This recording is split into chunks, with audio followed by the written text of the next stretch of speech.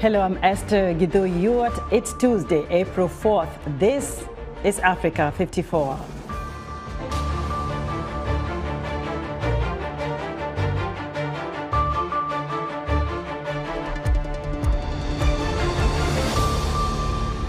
At least 20 people are dead and several others are missing after a landslide in Eastern Democratic Republic of Congo.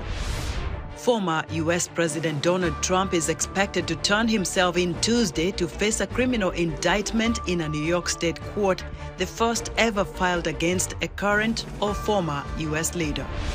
And a student in Congo has developed a tool that allows people to control and move objects using their brain signals. Andre Dambi has a report from Kinshasa. This and much more coming up on today's Africa 54.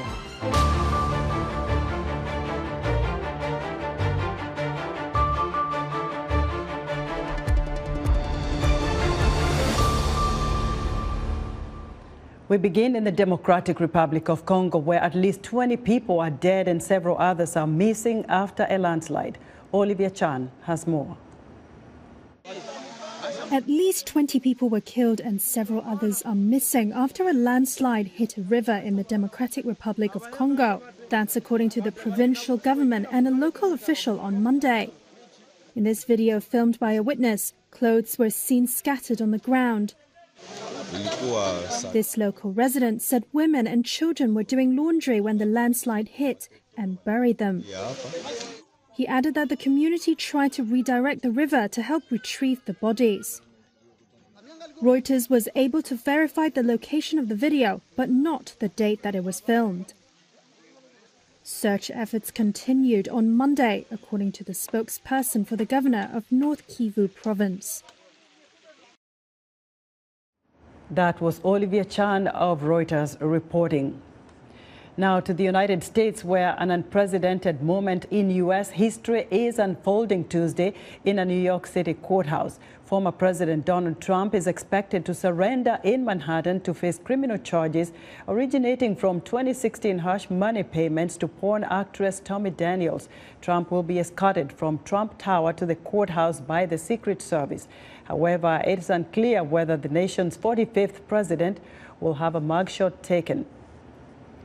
The former president is not expected to be handcuffed. The booking and arraignment are expected to be brief as Trump is fingerprinted, learns the charges against him, and enters a plea expected to be not guilty. Trump returns home to Florida for a rally Tuesday evening. He denies any wrongdoing.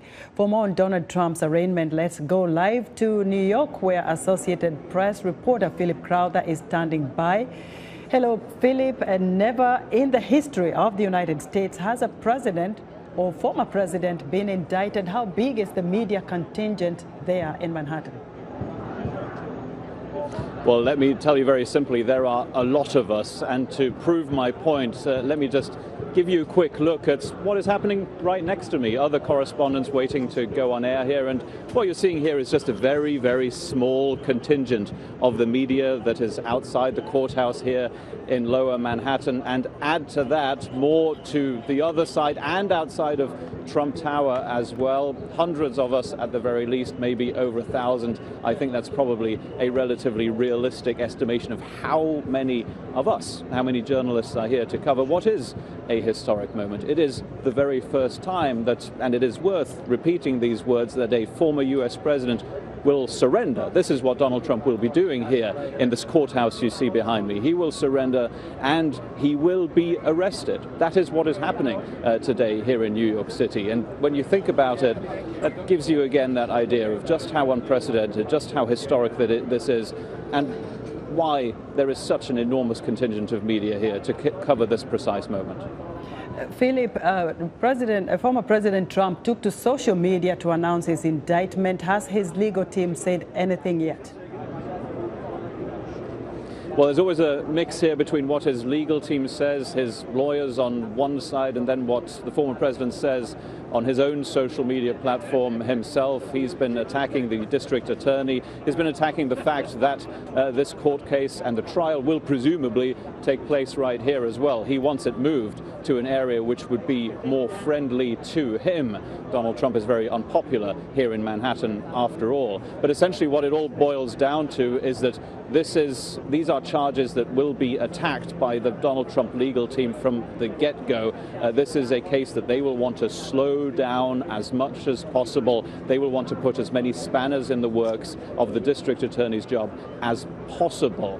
What we also, of course, have heard from Donald Trump's main attorney is that he will plead not guilty. That is what we expect to hear here in court. Not surprisingly, Donald Trump and his campaign team and his legal team have, of course, been insisting over this whole time, this long investigation that has been going on for years now, that he is entirely innocent and that indeed these charges that have been brought against him are politically motivated. That's the point of view of the former president.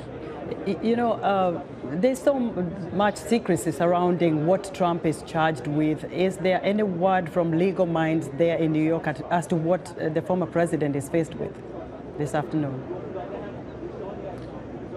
Yeah, essentially there's a good reason why we don't know these charges yet, because they get unsealed by the judge in the actual courtroom. That is when we will find out what exactly these charges are. Whether they will leak just before, well, there's a chance of that happening as well. But we do expect the former president and all of us and the public at large to discover at the very same time what exactly these charges are. This is absolutely normal after a grand jury decides that there is enough evidence to bring charges against somebody for those charges to be sealed. Now, the rest of what we expect to see, or maybe in parts not see in this courtroom, are relatively mundane, if you will. The former president will have his fingerprints taken. A mugshot, maybe, we don't know yet. That's the photo that a defendant has to have taken before they enter their plea here. And then the former president will be entering this courtroom. He will be hearing from the judge directly, and he will be entering his not guilty plea, we presume, of course. And by the way, there will be still photographers in the courtroom. There will be photos of the former president in this courtroom. No video cameras allowed inside, though. Philip, thanks. Associated Press reporter Philip Crowther reporting live from New York. People on the streets of New York expressed their views on the arraignment of Donald Trump. I don't know if there's a whole lot you can expect from the indictment. I'm sure that he will be arraigned. I'm sure that something will happen. I doubt he'll spend any time in jail. And I'd be really surprised if there are any real meaningful repercussions from it. And that's unfortunate, but that's kind of how these things work. Well, I think, number one, I think it's a good day for gender equality. You know, I think that the more that we put this in the public and people understand that you can't get away with this kind of stuff, it's important, right? And for the geopolitics and stability, I believe that this is really just the tip of the iceberg. I hope it's the tip of the iceberg, that these indictments will continue, and that that will bring some stability to the world scene. Yeah, well, I guess, I mean, he has escaped a lot, but a lot of charges, and I think he's used his power and privilege to get away with a whole lot of things. We're really hopeful that this one will stick and that he will be found guilty and prosecuted to the full extent of the law. Now, for more on Trump's arraignment and indictment, I'm joined by David Monda, a professor of political science at City University of New York. Hello, David. Hello. Thank you for having me. Sure. So what does this first of its kind case involving a former U.S. president mean for America's justice system?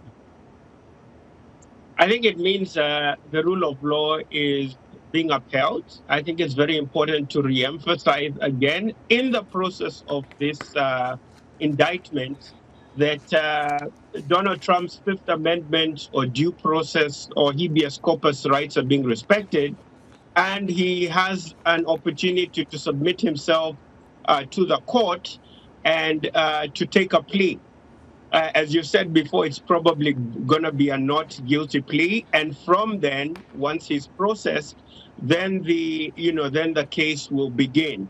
The challenge here will be to see whether a judge will accept for the case to move forward, or whether there'll be constitutional questions that will have to be addressed within the charges brought by Alvin Bragg, specifically whether you can use, misdemeanor charge from the state and then raise that to the level of a felony based on the payments he made to Stormy Daniels as a federal offense. So there's a lot of moving parts here, but it's really important to see how this will move forward. Professor, Trump has indicated he is going to be running for the 2024 presidential election. How does this case impact his bid for the White House? I think to his, so there's two elements to that political process. So one, I think in the short term, it really increases his popularity within the base of his party. Diehard supporters of Trump will see no wrong in the man, and they will also see this case as an element of Joe Biden weaponizing the Justice Department of a biased Democratic public prosecutor going after, a Republican candidate. I think the challenge will be, should he get the nomination for the Republican ticket? And that's still a big question. But should he get that nomination and he goes up against Joe Biden, how will it feel to have a Republican candidate for president who's been indicted of major charges, including other cases which are yet to come up? So there's still a long way to go between now and November 2024. And it'll be interesting to see how this case plays into how the Republicans decide who will be their nominee for president. But even if Trump is nominated, how this will affect him then in a general election, when he will have to make a plea to the whole American public, not just his key supporters in the Republican Party. Professor, we'll catch up and see what happens this afternoon and tomorrow after he addresses the Mar-a-Lago, audience tomorrow. David, thank you very much. All right, thank you. Thanks. David Monda is a professor of political science at City University of New York. Reporters Without Borders say jihadists are putting immense pressure on journalists working in the Sahel. The report highlights the problematic working conditions journalists face in the region. VOA's Paul Ndiho has more.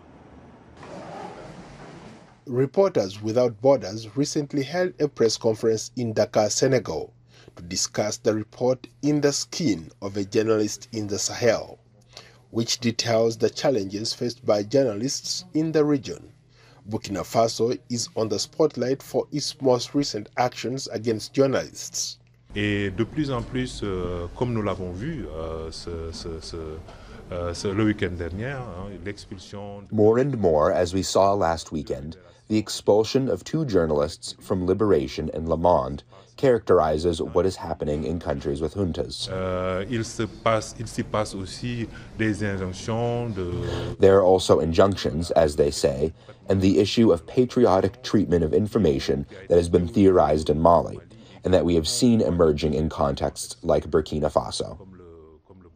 The country is battling a jihadist insurgency that originated in neighboring Mali, also run by a military junta.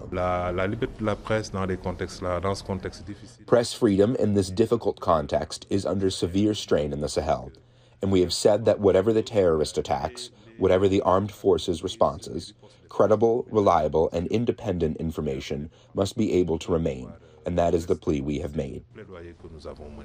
Anti-French demonstrations in Burkina Faso and a growing alliance with Russia are further straining relations with France. Press freedom is strained in the Sahel, and in March, Burkina Faso scrapped a 1961 accord with France on military assistance.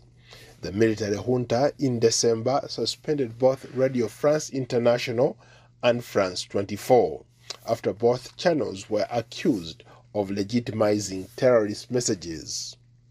Journalists and humanitarian workers are facing heightened risk in the Sahel. Paul Ndiho, VOA News, Washington. At a forum held here in Washington to promote foreign aid localization efforts in Africa, analysts urged stakeholders to use a tailor-made approach to help Africa tackle its problems. VOA's Ignatius Anor reports from Washington.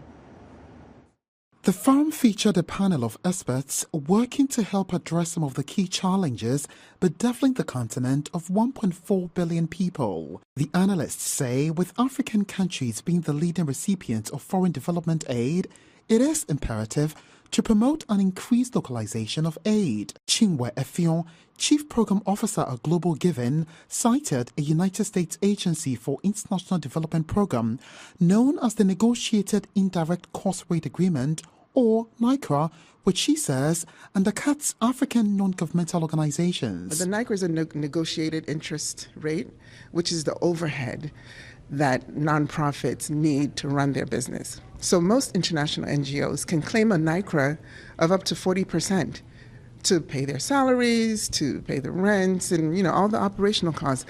African NGOs in particular are capped at 10%. Even though in most situations they're doing 90% of the work. So right there is a glaring inequity that is staring us right in the face but not being addressed.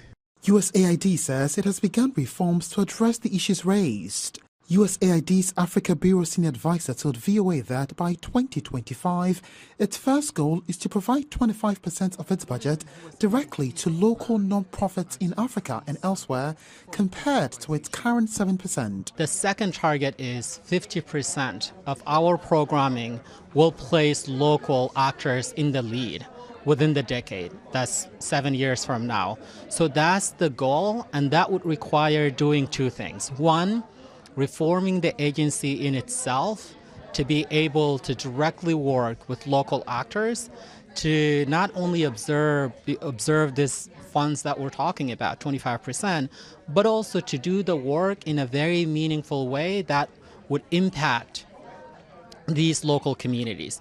As some African leaders look for an equal Western partnership, is foreign aid still the future for the continent? You come from certain countries that are quite poor on the African continent. Yes, it is. So there is still a need. We would be lying to ourselves if we said there's not a need for aid. However, we are unlearning some things. We're learning basically that there is an Africa that no longer needs aid but needs partnerships, needs business opportunity, and even as there is still an Africa that needs all the aid it can get. We need to program foreign aid differently. There are times when humanitarian assistance because of starvation or disasters or a pandemic requires assistance to help our African brothers and sisters that need immediate help, and they can't do it by themselves. Forum participants included students, academics and professionals who made a case that social, cultural and economic interests of African countries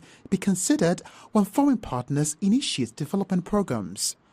Ignatius Ano, VOA News, Washington. Still to come, a Congolese student develops a tool that allows people to control objects using their brain signals. We'll be right back.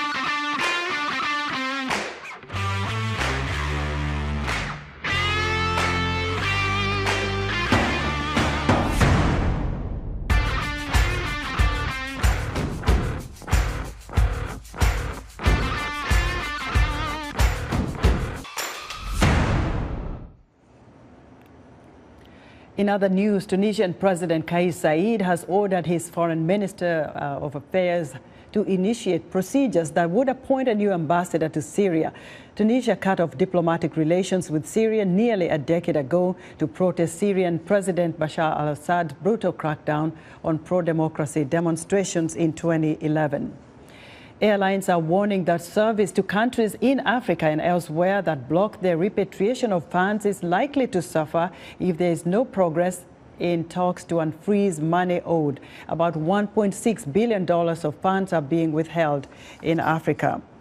And Ugandan troops have seized control of Bunagana, 60 kilometers northeast of Goma, a strategic town in Eastern Democratic Republic of Congo that had been in the hands of M23 rebels for more than 9 months, according to the East African Regional Force. A Congolese student has developed a tool that allows people to control or move objects using their brain signals. Andre Dambi visited the Department of Engineering at the University of Kinshasa and has this story narrated by Salem Solomon. When Pierre said he was a child, he watched an X-Men cartoon where one of the characters used a neural helmet. Now, a 25-year-old engineering student at the Polytechnic Department of Electrical and Computer Engineering at the University of Kinshasa said he is working to make this science fiction a reality. He has created a device that allows users to control a robot using brain signals. Le système que nous avons développé et que nous avons nommé Cerebro. The system that we have developed and that we have named Cerebro is what is called a brain-machine interface. It is a system that is able to read the electrical activity of the human brain and to be able to interpret it thanks to artificial intelligence. Afin de pouvoir piloter un objet ou un système robotique. The system uses a helmet that reads the brain's electrical activity with 14 sensors and electrodes. The helmet is connected to a data-collecting computer that transmits the information into commands for a robot.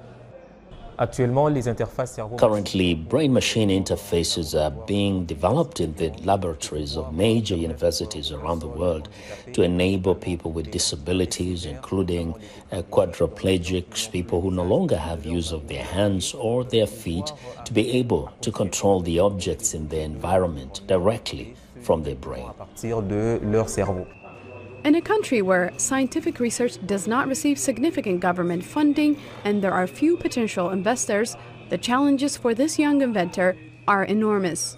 Lorsqu'on développe une interface cerveau-machine, le premier challenge se situe. When developing a brain-machine interface, the first challenge lies in the cost of acquiring the materials, because the materials for this research are very expensive, whether it is software or hardware. Le premier défi à relever lorsqu'on veut réaliser une interface cerveau-machine.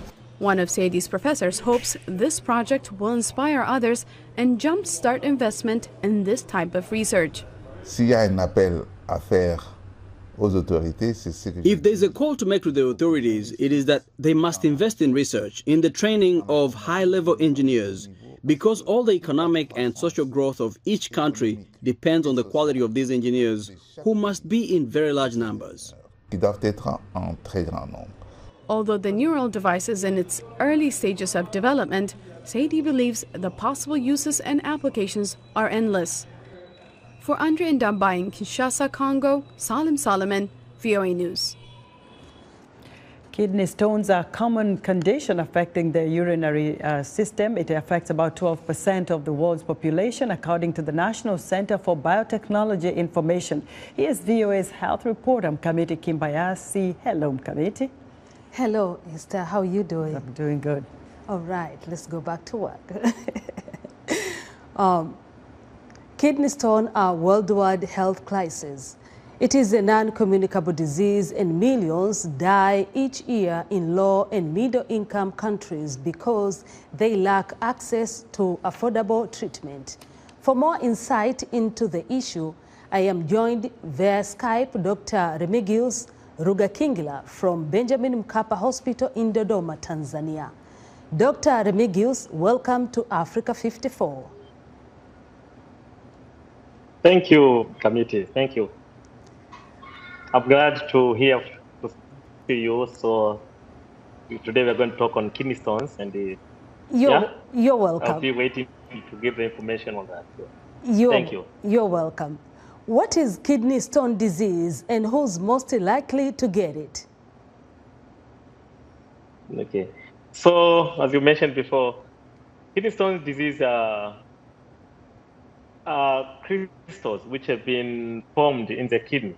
So in the human body, we have a urinary system, which we have kidneys, which do form maintain the body of hemostasis, and also they form the stones. They form the urine. So when there's within the urine, there is crystals, or there's water and the minerals. So when the urine the content become more compared to the solute, that's when the stone form. So there are several factors which can cause the stone being there, including the amount of water which we take compared to our work, and the amount of food. And if it's a salty food, that can form a stone. So it can take a day, a week, or a month, or a year to form a stone. But if you have other factors,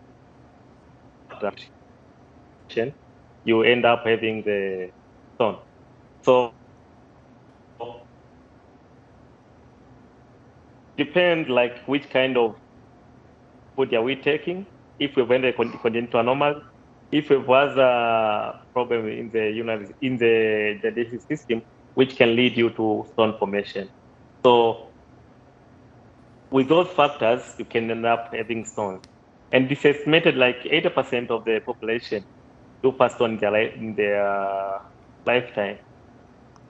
Doctor, so you can see it's not a small issue. Yes. Dr. Yes. Remigius, how are kidney stone treated? Okay, there are several factors. There are several methods of kidney stone, depend with where do you stay and which technology do you have. So we can treat it depending on the site of the stone and the site. After having the investigation, that's when we decide which kind of method. If the stone is big enough, we have technology whereby we can go percutaneous and remove the stone, and also we can do open. And if you have a good technology, we can go and do a laser, whereby we go through the urinary system, through the urethra, and we go up to the kidney and we do the laser system. And also we can, if the stone is small enough, we can have medication, whereby some medication can help in the passing of the stone. Thank you, but Doctor. Other stone, if the size is small, can remove. Yeah. The time is not in our favor. Thank you so much, Dr. Rugakingila. Dr. Remigius Rugakingila, live from Benjamin Mkapa Hospital in Dodoma, Tanzania. Back to you, Esther. Thank you very much, Mkamiti. Be sure to watch Africa 54's health reports from Kamiti here every Tuesday. And that's our show for today. Be sure to watch Africa 54 on our website at voaafrica.com. From all of us here in Washington, thanks for watching.